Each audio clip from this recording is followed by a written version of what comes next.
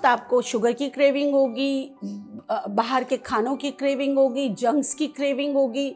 जो समझ लें कि पहला स्टेप है आपका जो है ना मैदा, आपका जिगर, ये सब जो है ना बस उनकी बस हो गई। हाइजीन के नाम पे जो हम हाईजेक हुए हैं ना, उसने हमारी ज़िंदगी को आसान करने की जगह हमारी इम्यूनिटी को ख़त्म कर दिया।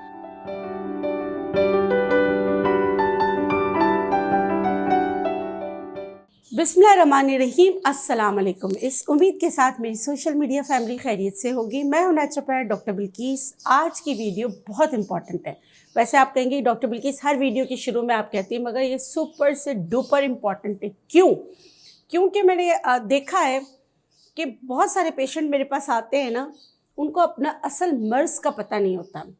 उस मर्ज़ की वजह से जो उनको अमराज हो गए होते हैं, उन पे वो डिपेंड कर रहे होते हैं। जैसे मिसाल के तौर पर मर्ज़ कहीं और है, मैदे का मसला है, लेकिन उनको जो है ना रातों को नींद नहीं आ रही, कर रेस्टलेस फीट्स हैं, बाउल सही नहीं है, कभी कब्ज़ हो जाता है, कभी लूज़ मोशन हो जाता है, तो IBS कह जाता है, इरिटेबल बाउलिंग सिंड्रोम्स है, या उनको हेलिकोबैक्टर पाइलोरी है, H पाइलोरी है।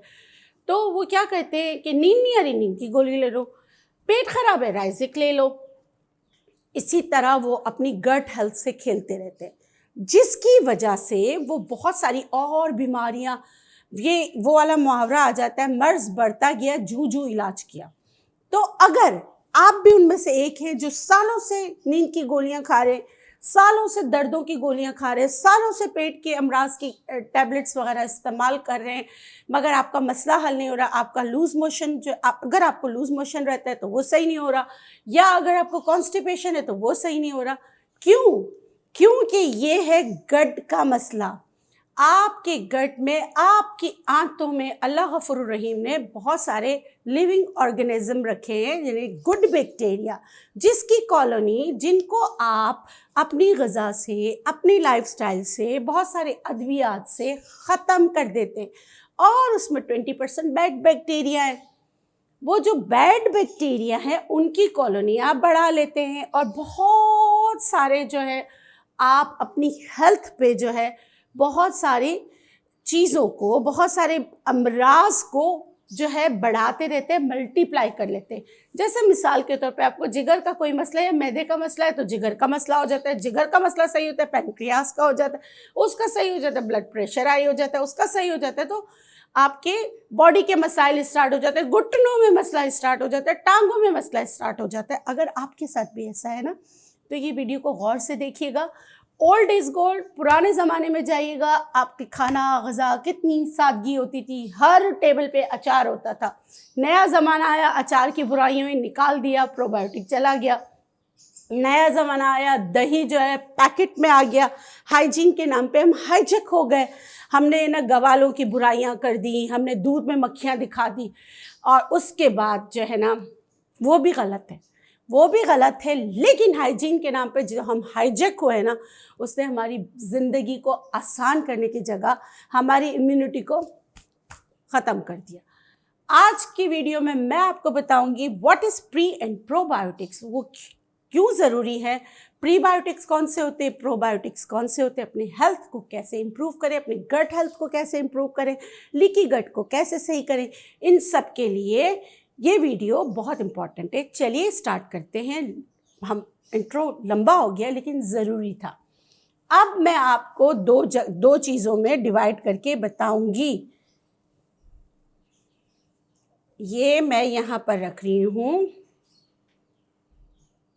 अच्छा, सेब का भी जो है ना, सेब का सिरका वो भी बहुत अच्छा होता है, लेकिन अभी जो है ये समझ लें कि इसका सिरका वैसे ही खाना अच्छा होता है, लेकिन ये प्रोबायोटिक नहीं है। अच्छा, अब प्रोबायोटिक और प्रीबायोटिक की मैं आपको मिसाल देती हूँ। मिसाल, ये जो है बीज है, ये सारी चीज़ें मैं आपको बता देती हूँ क्या क्या है। इसमें है दही, खट्टा दही, इसमें है बासी चावल, फर्मेंटेड चावल, बंद गोभी का अचार बनता है, वो मैंने इसी चैनल पे बताया।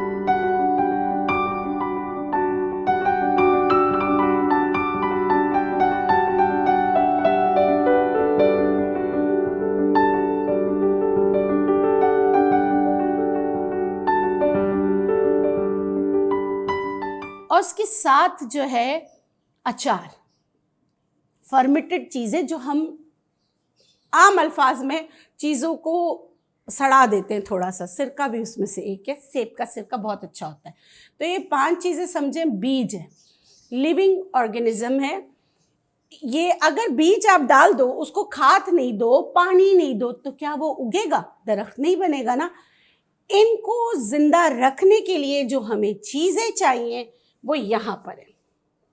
सबसे पहले है कच्चा केला, पका हुआ केला नहीं, सेब, फिर ऑलिव, फिर लहसुन, प्याज, जौ, पुदीना, ये यहाँ पर जो है भिंडी, हरी प्याज भी बहुत अच्छी होती है और प्याज भी बहुत अच्छा होता है। अब मैं आपको बताऊंगी क्या चीज़ें कब कब इस्तेमाल करनी है और कैसे इस्तेमाल करनी है। हकीम लुकमान, मेरे रूहानी टीचर, उनका फरमाना है कि समझ नहीं आता मुझे कि जो दही खाते हैं सुबह सुबह खाली पेट दही खाते हैं, उनकी मौत कैसे होती है। अब आते हैं साइंस की तरफ। साइंस भी कहती है कि दही जो है वो लिविंग ऑर्गेनिज्म यानी प्रोबायोटिक्स का ख़जाना है। अच्छा, फिर हमें कीफर दही का बताते हैं। कीफर दही वही है, आपको बहुत ज़्यादा दूर जाने की ज़रूरत नहीं है। याद करें वो मटके वाला दही सर पे रख के गलियों में वो फेरे लगाता था, दही वाला, और हम सब उनसे दही लेते थे। पुराने ज़मानों में हर एक घरों में गर्मियों में जो है दही की जो है ना, दही से रोटी चीनी डाल के खाया जाता था। ठीक है। अच्छा, दूसरा हम आ जाते हैं चावल। चावल को उबालकर आप रख दीजिए। एक दिन जब ये पुराना हो जाए, जैसे फर्मेंटेड हो जाए 1-2 दिन, उसके बाद इसको ब्लेंड करके चाहे तो दही के साथ, चाहे तो वैसे ही, ये भी खाली पेट आपने खाना है। बंद गोभी का अचार बनाना मैंने आपको बताया, वो कर लीजिएगा अचार। ये है प्रोबायोटिक। अब मैं आ जाती हूँ इस तरफ।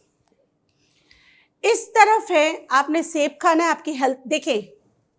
मिसाल है ना, an apple a day keeps doctor away. इसमें बहुत सारी प्रीबायोटिक्स की चीज़ें होती हैं। प्रीबायोटिक्स वैसे कौन सी चीज़ें होती हैं? आसानी से जो रॉ चीज़ें होती हैं, जिनको पकाया नहीं जाता, या तो उनको फर्मेंटेड कर लिया जाता है या पकाया नहीं जाता, तो वो बहुत ज़बरदस्त होती है। उसमें कच्चे केले बहुत अच्छे होते हैं, आराम से आपको मिल जाते हैं।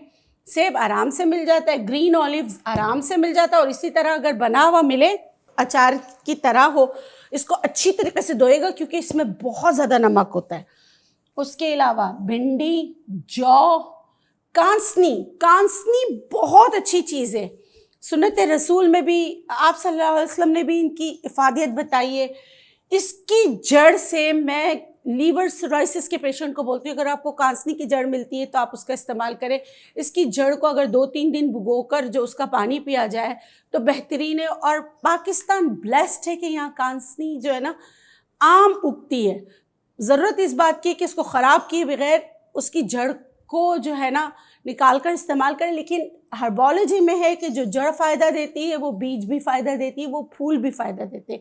अगर जब तक उसकी जड़ नहीं है तो आप अर्क़े कांसनी भी इस्तेमाल कर सकते हैं, या कांसनी के बीज भी पानी में भिगो के इस्तेमाल कर सकते हैं। पुदीना है, हरी प्याज बहुत अच्छी होती है। लहसुन बहुत अच्छा सोर्स है, लहसुन बहुत अच्छा सोर्स है। सलाद जैसे हम बनाते हैं ना, प्याज, टमाटर, खीरा, ये सब डाल के जो हम सैलड बनाते हैं, अगर वो हम खानों से पहले खाएं तो हमारे लिविंग ऑर्गेनिज्म यानी प्रोबायोटिक्स जो है हमारी बॉडी में बढ़ सकते हैं।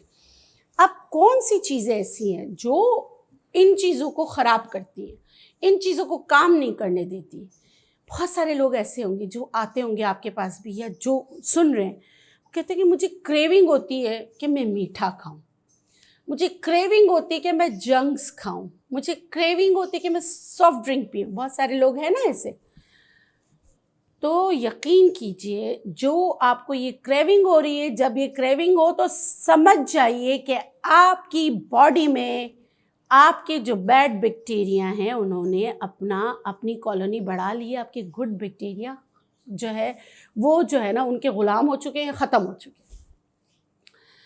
तो उस वक्त आपको शुगर की क्रेविंग होगी, बाहर के खानों की क्रेविंग होगी, जंक्स की क्रेविंग होगी, जो समझ लें कि पहला स्टेप है आपका जो है ना मैदा, आपका जिगर, ये सब जो है ना बस उनकी बस हो गई है।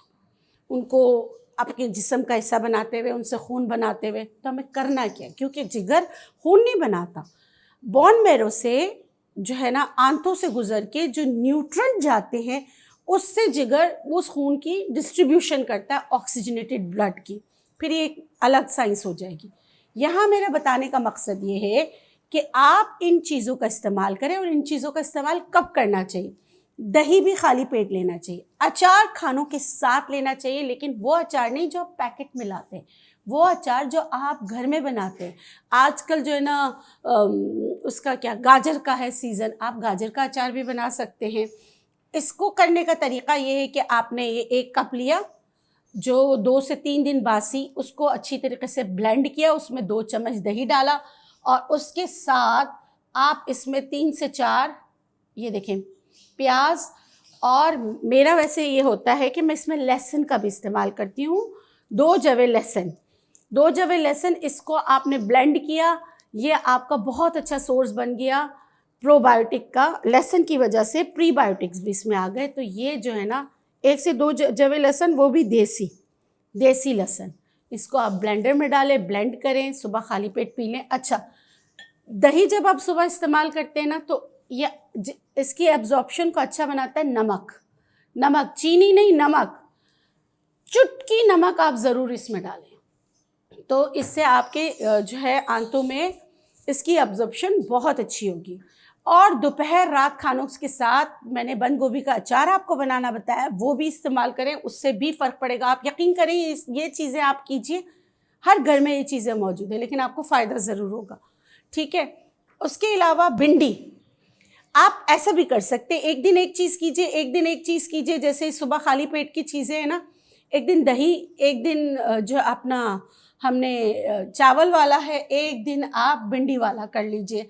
इसके लिए आपको 4 भिंडी लेने हैं, उसको चॉप करना है, चॉप करने के बाद उसको रात को ढक लेना है, सही है। ये मैं बता देती हूँ। जैसे आपने भिंडी लिया,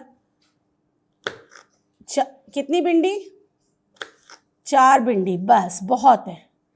4 भिंडी को आपने ये जो इसका कट किया और इसको बीच से 2 टुकड़े कर लिए,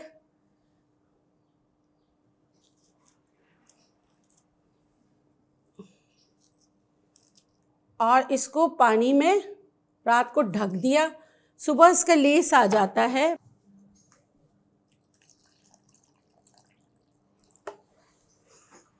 रात को आपने इसको इसमें डाला, ढक दिया, सुबह आपने इसको ब्लेंड करना है, छानना है, पी लेना है। हड्डियों के दर्द के लिए बहुत अच्छा है, शुगर पेशेंट के लिए बहुत अच्छा है, आपके IBS के लिए बहुत अच्छा है, आपके अल्सर के लिए बहुत अच्छा है, आपके गट के लिए बहुत अच्छा है, सारी चीज़ों के लिए। इसके अलावा एक ज़माने तक मैं भी उनमें से थी जो ये समझते थे कि लोग क्या करते हैं, इसके ऊपर वैक्स लगा लेते हैं। मैं अपनी गलती मानती हूँ, क्योंकि इतना इसको ऐसा हैमर करके बताया गया था कि इसके ऊपर वैक्स लगाते हैं, सेब के छिलके के ऊपर। मैं भी उनमें से थी जो समझती थी कि सेब के छिलके पे वैक्स लगाते, मैं भी इसको ऐसे ऐसे करके छीलती रहती थी, पानी में डालती रहती थी। देखें, ये वैक्स नहीं है, क्योंकि मेरे गांव में सेब हैं। जब मैंने दरख्त से तोड़ा तो यही चीज़ जो मैं यहाँ आपको बता रही हूँ, ये कुदरती है, ये वैक्स नहीं है, ये जो है ना कुदरती है, ये अल्लाह की तरफ से, वैक्स नहीं लगाते। आपने इसको अच्छी तरह धोना है। धोने के बाद इसका जो सेब का जो छिलका होता है ना, इसको उतारें। उतारने के बाद इसका कहवा बनाएं बदहज़मी के लिए, आम अल्फाज में बदहज़मी के लिए, उफारापन के लिए आप एक सेब का छिलका ले लीजिए। और ये हार्ट पे जो प्रेशर आ रहा होता है ना गैस्ट्राइटिस की वजह से, उसके लिए भी ये बहुत अच्छी रेमेडी है कि आप इसका छिलका उतारें, अच्छी तरीके से धोने के बाद छिलका उतारें, सेब खा लें। लेकिन कभी भी सेब के छिलका उतार के सेब ना खाएं, ठीक है। वैसे इसका कहवा बनाने के लिए मैं आपको बता रही हूँ कि इसका छिलका उतारें, छिलका उतारने के बाद इसमें सौंफ और पुदीना मिक्स करें, कहवा बनाएं और वो पीजिए। उससे आपको बहुत ज़्यादा फ़र्क आएगा, ठीक है। यहाँ पर इसको छोटा छोटा चॉप करके मैं इसमें डाल दूँगी ताकि इसके न्यूट्रिएंट अच्छी तरह जो आपको मिल सके, ठीक है। इसका कहवा बना के पीजिए। तो अल्लाह के हुक्म से इंशाअल्लाह आपको गट के मसाइल को हल करने में ये आपकी मदद करेगा। इसमें सौंफ और चाहे तो पुदीना डाल दें, ना डालना चाहे ना डालें, चाहें तो आप इसमें, वैसे भी पुदीना अच्छा होता है, यहाँ पे पहाड़ी पुदीना रखा हुआ है, मैं इसी को इस्तेमाल करूँगी। सही है, ये सब चीज़ें पहले आप डाल दें और एक छोटा टुकड़ा अदरक का, सही है, ये डाल के आप इसमें पानी डाल के इसको पका लें। ये खानों के एक घंटे बाद आप पी लिया करें। अब ये जब तक पकेगा निकाल के बताएंगे। ये प्रोग्राम बनाने का मकसद ये है कि प्लीज़ माओं से मैं रिक्वेस्ट करूँगी कि अपने बच्चों को बहुत ज़्यादा फ्रिजी drinks, junks, food colours, ice cream वगैरह देखें नहीं देंगे तो बेहतर होगा। उनके गट का ख्याल करें ताकि उनकी ज़िंदगी आसान हो। ठीक है, प्लीज़ आप अपने बच्चों के गट का ख्याल करें। उनको ये टॉफ़ी, चॉकलेट, च्युइंगम, ये सारी चीज़ों से, ये नहीं कह सकती ना कोई माँ बाप मेरी बात सुनेगा, कम से कम कर दें। आप अपने स्नैक्स भी घर पे बहुत अच्छे अच्छे खुद बना सकते हैं। प्रीबायोटिक से दालें भी बहुत अच्छी होती है, जैसे हम दालों की स्प्राउट्स कर लेते हैं ना, जितना स्प्राउट्स होगा उतना आपके हेल्थ के लिए अच्छा होगा। और कोशिश कीजिए कि खानों से पहले स्टार्टर आप सैलड से लें, ग्रीन वेज से लें, सलाद के पत्ते ले लें, उसमें जो है ना आप पालक उसमें डाल सकते हैं, उसमें बंद गोभी डाल सकते हैं, हरी प्याज का इस्तेमाल करें, टमाटर का इस्तेमाल करें, उसमें चाहें तो कोई फ्रूट भी डाल सकते हैं। तो इस तरह करके, जैसे आप उसमें सेब भी डाल सकते हैं, अनार भी डाल सकते हैं, और हल्का सा नमक, ज़्यादा नहीं, क्योंकि कुदरत ने इन पर खुद ही नमक दिया हुआ है। काली मिर्च ज़रूर डालें, उस पर काली मिर्च डालें, हल्का सा ऑलिव ऑयल डालें और इसका इस्तेमाल करें, तो इंशाल्लाह आपकी हेल्थ बेहतर रहेगी। कुछ लोग कहेंगे कि कच्चा केला खाना मुश्किल है, बिल्कुल मुश्किल है। जब मैं भी खाती हूँ तो इसकी मिठास ही मुझे जो है ना पसंद है, मगर मिठास इसमें जब आती है तो इसका शुगर कंटेंट बढ़ जाता है। कच्चा केला आपके गट हेल्थ के लिए बहुत अच्छा है, तो इसको इस्तेमाल कैसे करें? नहीं कर सकते, इसको ब्लेंड करें, उड़प करके पी जाए। जैसे मैंने आपको कहा ना, एक दिन आप दही वाला कर लें, एक दिन आप चावल वाला कर लें, ये बंद गोभी का अचार मैंने आपको बताया वो कर लें, एक दिन आप जो है ना कच्चे केले का कर लें, एक दिन आप भिंडी वाला पानी पी लीजिए। कितना आसान है। बहुत सारे लोग कहेंगे कहना आसान है, करना मुश्किल है, लेकिन करके देखिएगा और अपना फीडबैक ज़रूर दीजिएगा। इस उम्मीद के साथ ये वीडियो आपको अच्छी लगेगी, आपके मसाइल को हल करने में आपकी मदद करेगी। मुझे दीजिए इजाज़त, इंशाल्लाह फिर मिलेंगे एक नई वीडियो में। जाते जाते आपसे रिक्वेस्ट है, अगर आपको लगता है मेरी वीडियोज़ अच्छी हैं, मैंने बहुत सारे यूट्यूबर्स को देखा है कि वो शुरू में ये वाली बात कह देते कि जाएँ वीडियो को सब्सक्राइब करें, वो भी सही करते हैं, मगर मैं तो जाते हुए आप लोग से रिक्वेस्ट करती हूँ प्लीज़ मेरे चैनल को सब्सक्राइब कीजिए। अगर आपको लगता है ये चीज़ें किसी की मदद कर सकती हैं तो उनके साथ ज़रूर शेयर कीजिए। अल्लाह निगहबान, अल्लाह गफूर रहीम आपको औलाद के गम से महफूज रखे। अल्लाह गफूर रहीम आपकी परेशानियों को दूर करे। खुश रहें, शाद रहें, आबाद रहें। अल्लाह निगहबान, अल्लाह हाफ़िज़।